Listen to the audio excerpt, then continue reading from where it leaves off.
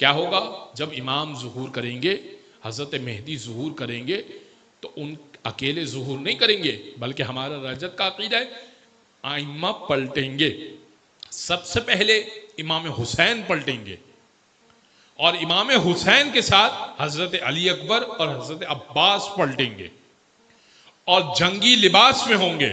حضرت علی اکبر اور حضرت عباس جنگی لباس میں ہوں گے، اور وہ پلٹیں گے۔ کیوں جنگی لباس میں ہوں گے؟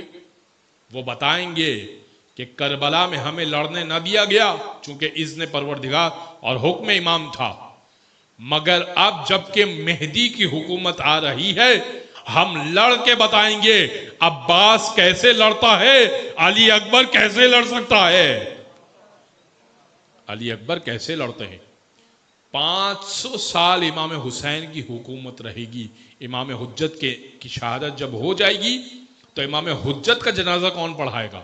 اگر آپ کے ذہنوں میں یہ ہے کہ حضرت حجت کی شہادت ہوتے ہی قیامت آ جائے گی، نہیں، حضرت حجت کی شہادت کے بعد امام حسین کی 500 سال حکومت ہوگی۔